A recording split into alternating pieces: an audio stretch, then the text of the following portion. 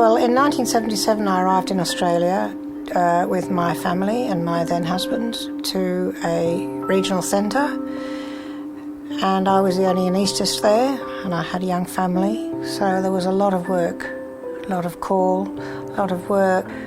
Well, I think there were several reasons why I became depressed. I think there was just a lot on my plate, and then I suffered a few losses.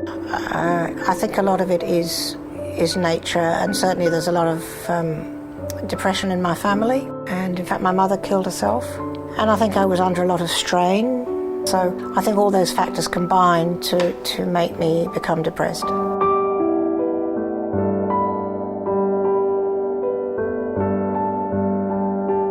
Doctors are pretty clever at hiding things.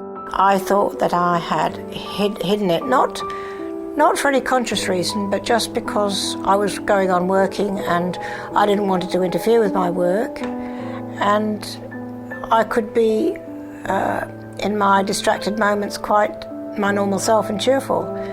The supports were not people at work. There were no mechanisms in place to support people at that time, and this is 25 years ago. I don't think any of them would have either known what to say or how to intervene, and because it takes some courage to go up to someone and ask them how they're going and perhaps offer some help and support. I don't think I was at all able to talk about it in those early days. However, by the time after my colleague and I founded the Welfare of Anaesthetists group, we decided that we would put this forward for new trainees.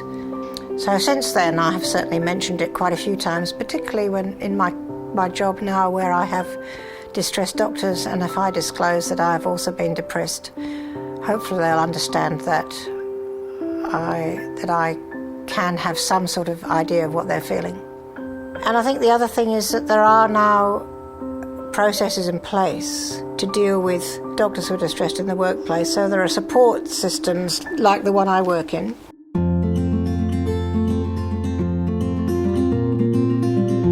Well, I'm a Deputy Director of Clinical Training, and our role is to look after the education of junior doctors, but we also get quite heavily involved in support, which is maybe pastoral care, might be identifying mental health issues, it's performance management, so we do all that as well.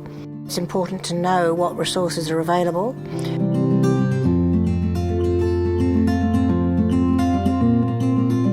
I have a very supportive partner. I have a lovely family. I live in a good place. I live in a great place. And I have lots of hobbies. I have lots of friends. So I do very many things that I enjoy, which is great because, of course, when I was depressed, I didn't enjoy anything. What advice would I give to someone who's in a similar situation? Well, I think the first thing to do is to recognise it. Even to think that it might happen to you. To know that being a doctor is stressful and that there are ways of handling that, but if you're not surviving in a good way, then you need to recognise that and seek help. The other advice I would give is that if someone comes up to you and says, "How are you going?"